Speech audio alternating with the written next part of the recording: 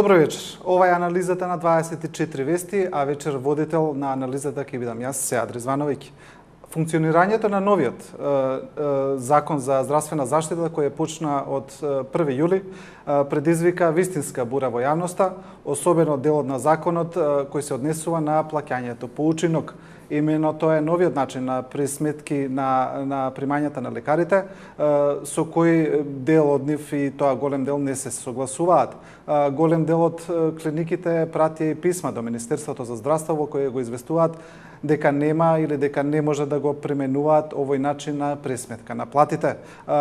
Од друга страна, Министерството за здравство вели дека се работи за дека лекарите не се доволно информирани и дека во суштина функционирањето на овој начин на плаќање нема да биде лошо за нив.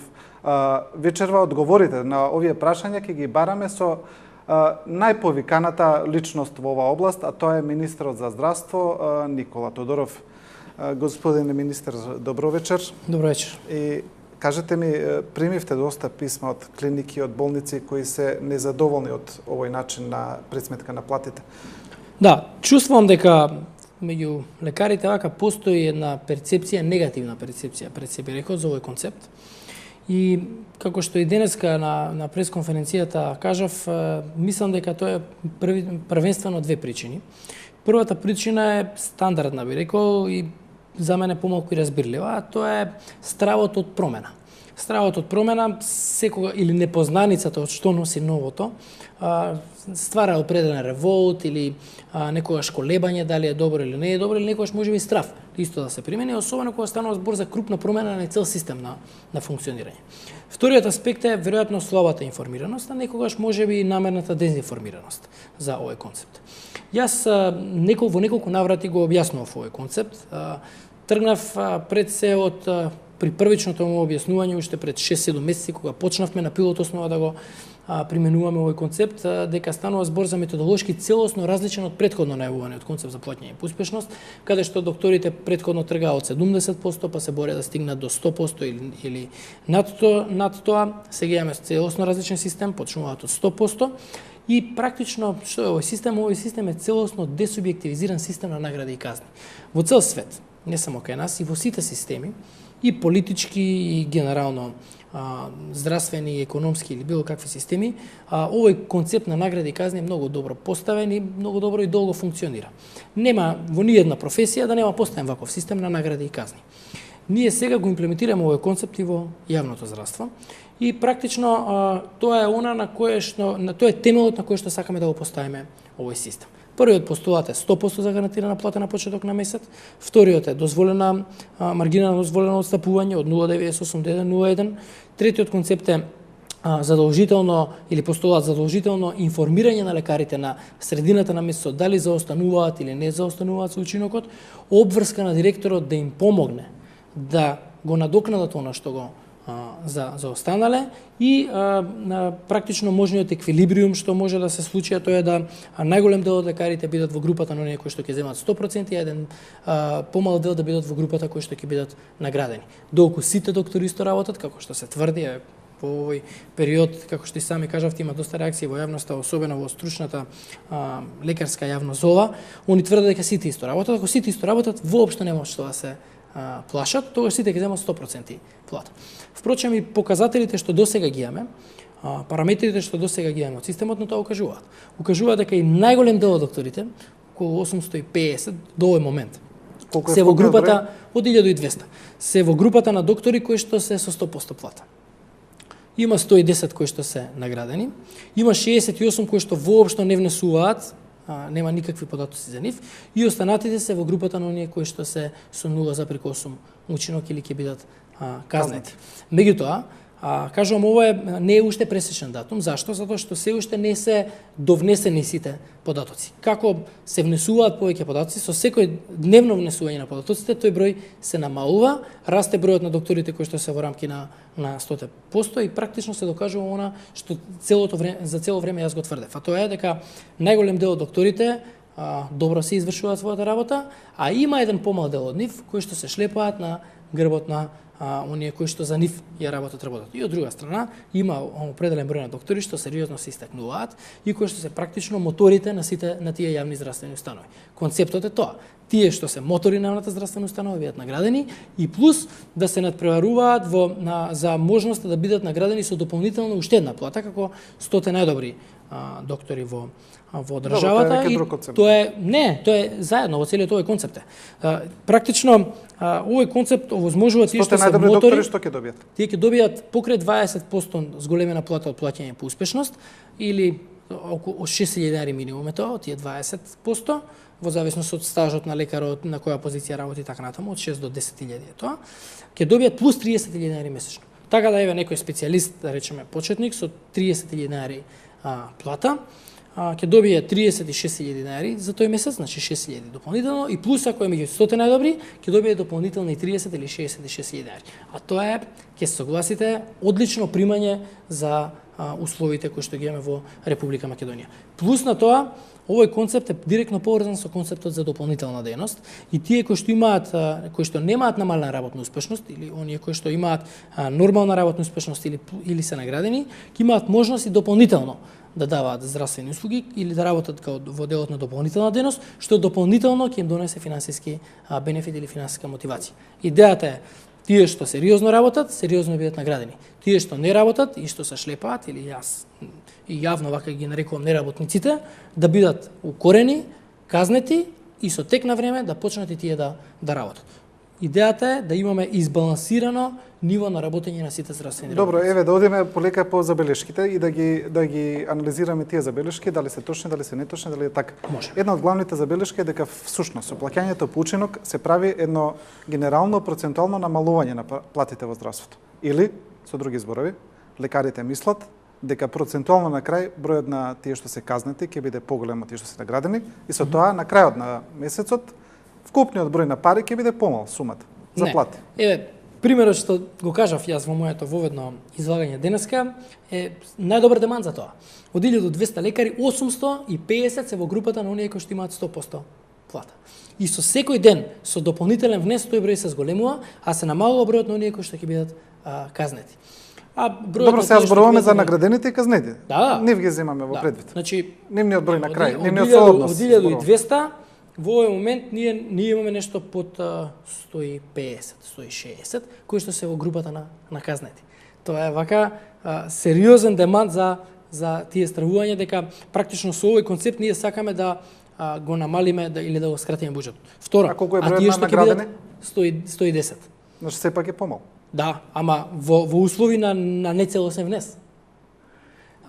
И очекувам да биде помал бројот на наградени во овој момент, затоа што, како што реков, 68 имаат комплетно, не внесуваат податци, еден дел веројатно ги немаат внесено слободните денови, некаде има годишни одмори, па воопшто не внесувале од тие причини кои се вратат.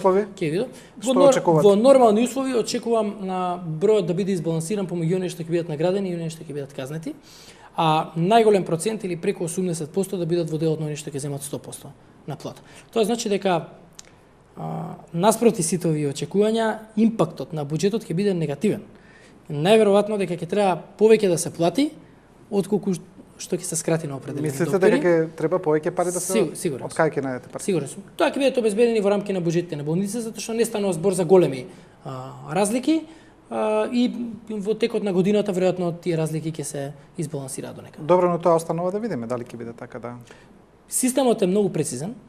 Се базира на еден концепт на full-time еквивалент кој што се применува во многу развиени здравствени системи и не само во здравствен систем, овој концепт на FTE се применува во повеќе системи и нашиот концепт на плаќање по успешност практично е еден сегмент од овој концепт кој што би рекол опфаќа и многу други делови, како што се финансиското работење, поврзување на продуктивноста со работата на докторите и така натаму, и во тој правец ќе одиме. Суштината на целата оваа работа е да се потикне малку и конкурентноста. Конкурентноста во здравството не е нова категорија, тоа можеби е нова кај нас затоа што здравството веројатно е еден од системите кои што најспоро се трансформираше од социјалистички систем во пазарно ориентирана демократија или во демократски систем. Допред некое време имавме во здравството ООЗТ, Основна организација на здружен труд, а тој е концепт кој што беше напуштен и во Југославија. во СФР. Значи, Југославија таму во доцните 80-ти го напушти тој концепт, а во Македонија функционираше во делот на здравството до 2006 до 2007 или 2008. Значи, веројатно тоа е систем кој што е вака, би рекол, нераздрман. Ги нема прифатени уште новите современи начини на управување со здравствениот концепт. Не велам за методите на лекување, за квалитетот на здравствените работници, тоа е нешто сосема друго. Тоа зависи директно од нивното знаење, нивната вештина кој што го стекнале на универзитетот, на факултетите на кои што учеле, со искуството по странски универзитети, институции каде што се усовршувале конгреси, семинари и така натаму. Велам за овој другиот сегмент на управување во здравствениот систем, кој што прилично беше заставен. Да, но министре, сепак се чини дека во своите реформи секогаш на некој начин вие им наметнувате некакви, условно да ги речеме, обврски или нови начини на работа, но што е со нивните услови за работа? Тие сепак работат во многу лоши услови. Да, особено во јавното здравство. Паралелно работаме и на тие работи. Значи, јас уште на почетокот, при првата моја изјава ги кажав моите приоритети. Тоа беа тие 3 приоритети и ја на тие 3 приоритети сум целосно фокусиран и ќе бидам фокусиран за целиот мој мандат. Додека трае мојот мандат, јас ќе бидам фокусиран на овие 3 приоритети. Па јас кратко 100 пати ги имам повторено, ќе ги повторам. Првиот приоритет ми е квалитетот на здравствената инфраструктура. И во тоа сериозно инвестираме. И во тоа дополнително сериозно ќе инвестираме и во иднина, како што е новиот клинички центар што треба направи новата болница во Штип, целосна реконструкција Битола, целосна реконструкција на Струмичката болница, реконструкциите што се во 17 здравствени установи во Тек, во Велес, во Куманово, во Крива Паланка и така. Зборуваме за работи кои не се направени никаде се уште така. Не зборуваме за работи кои што не се направени, во еден дел се завршени некои реконструкции. Не знам во Јесеново на пример, не знам дали сте знаете ли, во Негорци завршена реконструкцијата, во Куманово е во многу финална фаза, клиниката во Чајре во многу финална фаза, за 1 месец ќе биде готова. Болницата во Охрид со одлична динамика се гради и ќе имаме многу современа здравствена установа таму во тој дел, иако имаше сериозни проблеми. Иако градот остана без болница долг период. Остана без болница, имаше сериозни проблеми, меѓутоа не можев да дозволам да имаме сеизмички нестабилен објект таму, па потоа да имаме сериозни импликации од тој аспект и ги послушав стручњаците, направивме сериозни анализи, дополнителни зајакнувања. Се што требаше направивме, издржавме може година или две подобро него да доживееме некоја катастрофа таму сериозна, да се сруши болницата или нешто многу посериозно, тоа не сакам ни да го помислам. Така да, инфраструктурата е топ фокус мој. Втората беше опремата и третиот беше токму ова сега што збораме, тоа е квалитетот на здравствената услуга, односот кон пациентите и тој сегмент на софт менеджмент. Добро, Иве, да се вратиме на плаќањето по учинок. Друга забелешка е дека овој начин на плаќање ќе создаде големо незадоволство внатре во колективите и во меѓусебните односи меѓу колегите и дека на крајот сепак ќе влијае врз услугата на пациентот. Значи ќе создадеме маса на незадоволни лекари. Зашто ќе бидат незадоволни ако 80% од нив земат иста плата како и досега? 10% бидат наградени, а 10% бидат казнети. Зашто тие 10% би создале револт на тие што, да речеме, добро си вршат работата или особено на оние пак кои што ги носеле нив на грб? Не, видите, револтот ќе биде кај сите, бидејќи сега лекарите ќе мора да размислуваат за нешто што до сега не размислувале. Треба да размислува дали он овој месец исполнува, сега условно кажано, некаква норма, иако знам дека ќе кажете дека не е норма, да. Но значи, дека сепак треба да исполни некакви услови, нешто што до сега едноставно не го размислува. Знаете ли што треба да исполни? Да го услужи пациентот што тропна на неговата врата. Толку. Дали е тоа причина за револт? Не е револт, меѓутоа тоа му е дополнителна обврска. Сега он да мисли за својата плата, дали ќе му биде исполнета или не. Он треба да мисли да го услужи пациентот, да даде здравствена услуга на секој оној што чека пред неговата врата. Толку. Тоа е работата на докторот. Тоа е едноставно што треба да го направи. Тоа е едноставното што треба да го направи. Ништо друго. И тоа е истото она што го правил во претходните сите години додека работел. Значи, апсолутно е различен од претходниот концепт. Ако претходниот концепт викаше ние тргаме од 70%, па тогаш беше замерката и мислам дека држеше дека докторите практично ќе се тепаат за пациенти ќе ги влечат од улица. Имаше некој вака кој што тоа малце потеатрално го објаснува, меѓутоа може и да држи во еден дел. Овој систем не е така. Овој систем е докторот си на своето работно место и треба да даде услуга на секој пациент кој што ќе дојде таму. Колку пациенти ќе дојдат, ако сите ги има услужено, нема или има дадена услуга здравствена, во современиот здравствен менеджмент се повеќе не се вика услуга. Здравството не осека продукт.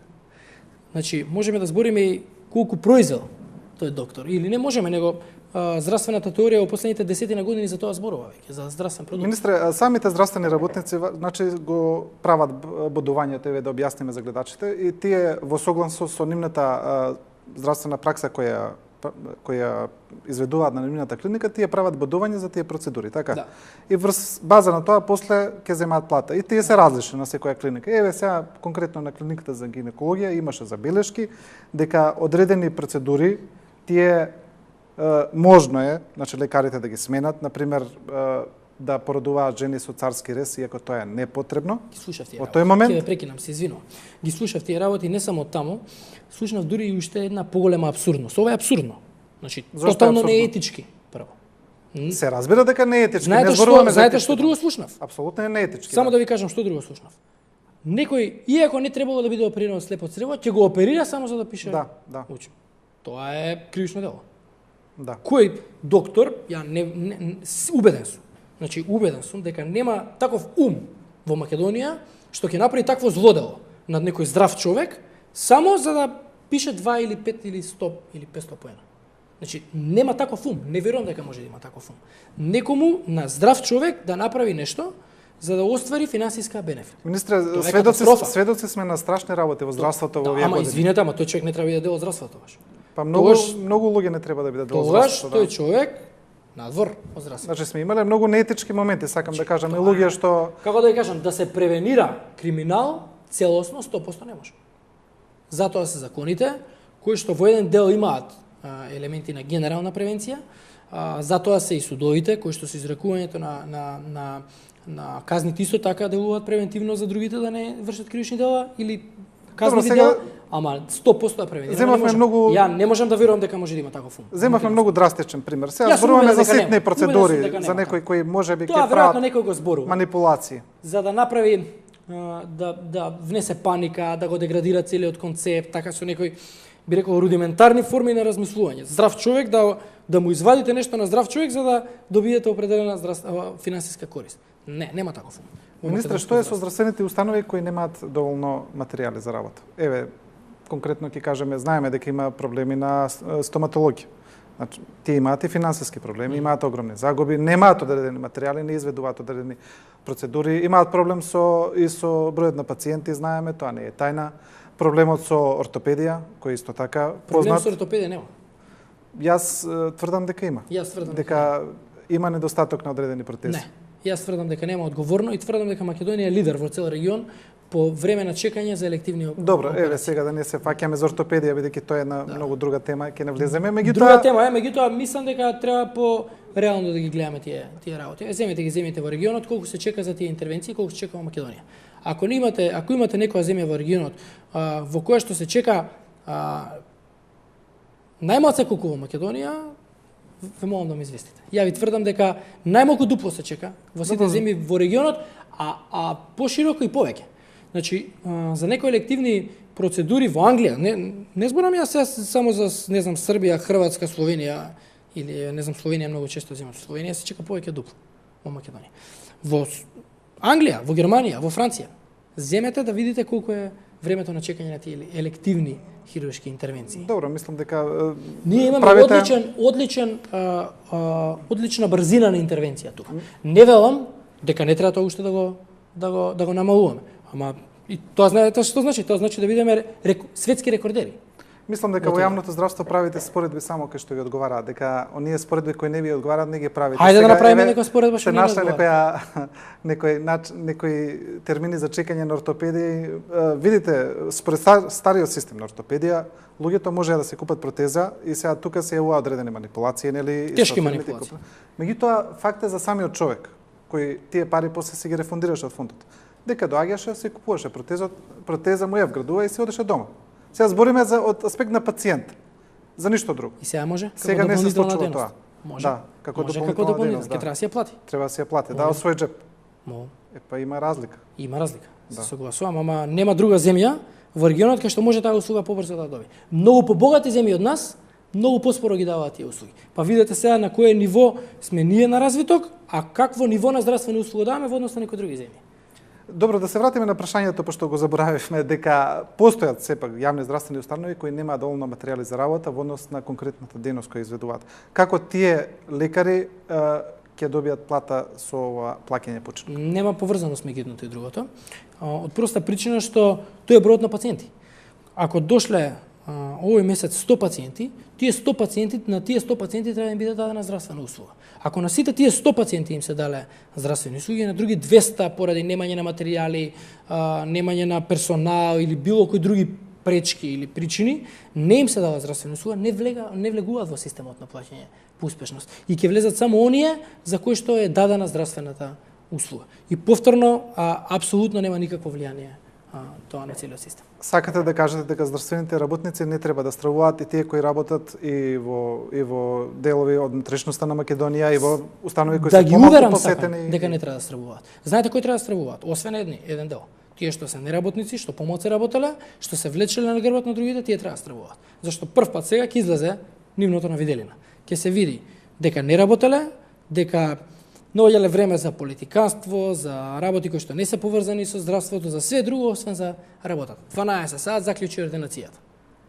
Тој ќе земе иста плата со некој што останува повеќе од работното време, што е посветен на пациентите, што се грижи за нив. Нема логика, нема правдина тука. Не е честно. Зборував за ова со доста лекари, нели, во изминатив период, бидејќи тоа е топ тема кај нив.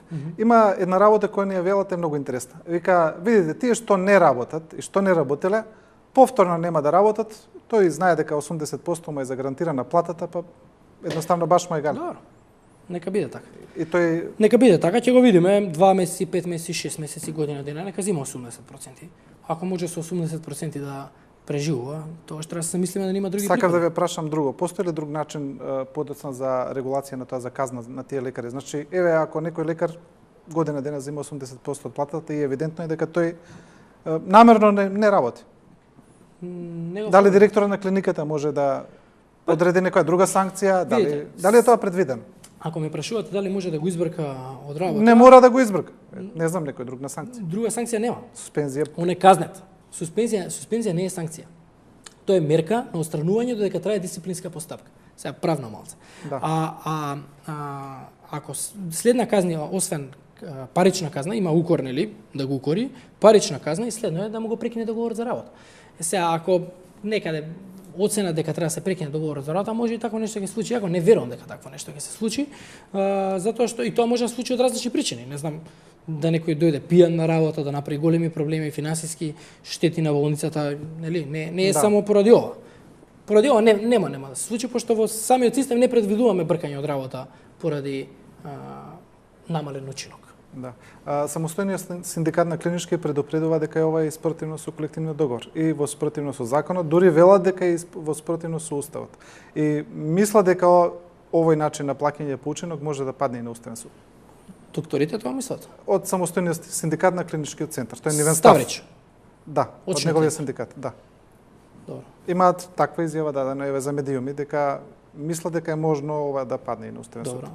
Нивно право е да Вие сте правник, можеби мислите дека е тоа можна опасност? Не. Мислите дека нема да падне? Мислам дека нема да падне, затоа што прво се темели на колективниот договор, кој што го има подпишано синдикатот.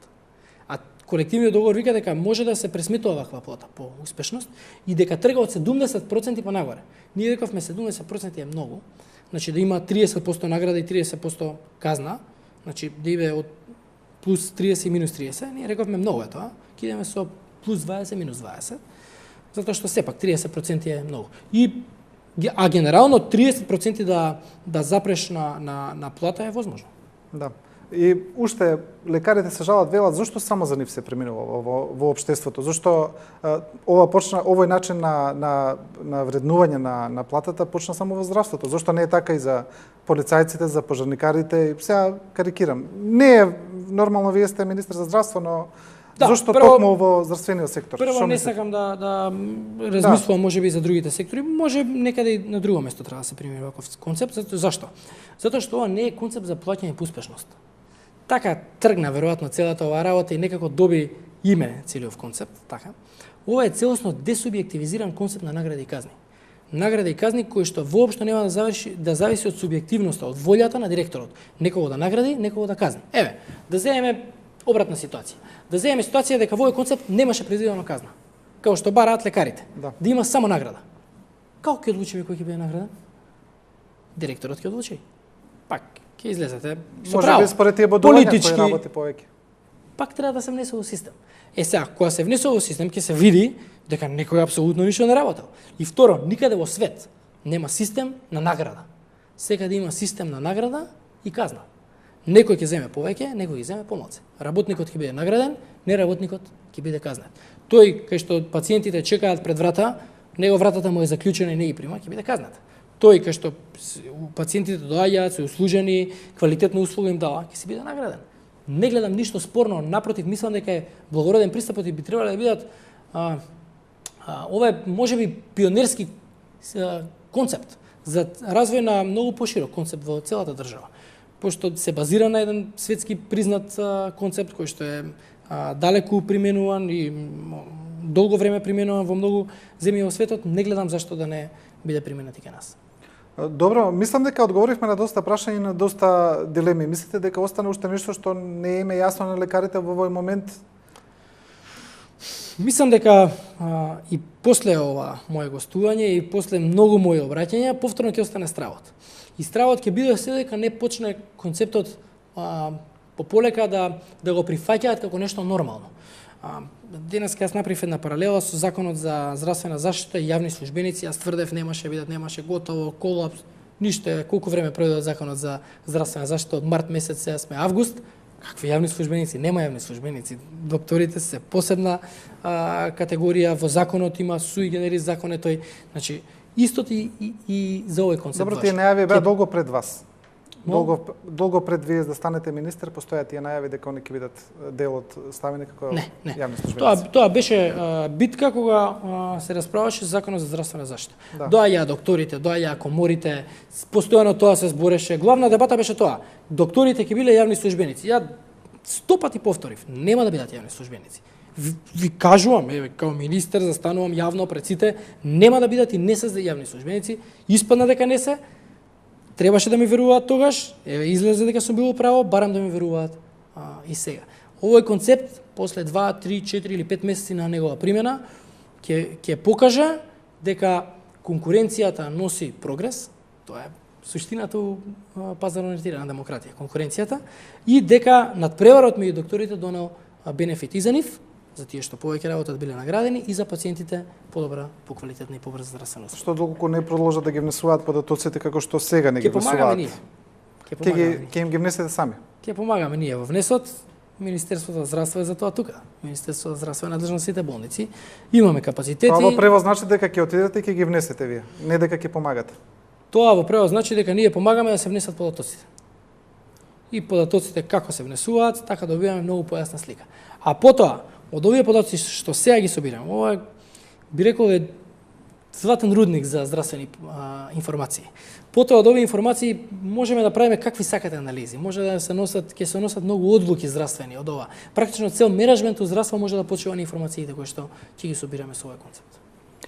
Господине министер, ви благодарам за гостувањето од вашата. Благодарам вас на поканата. Тоа беше министерот за здравство Никола Тодоров. Зборувавме за новиот начин на плаќање по учинок за здравствените работници. Се надевам дека одговоривме на некои дилеми и на некои прашања кои се често поставувани во здравствената јавност и дека сега работите ќе бидат појасни. А како ќе функционира концептот, дали се ќе оди како што треба или Министерството за здравство ќе мора да ги внесува податоците, ќе видиме во иднина. Останете со програмата на 24.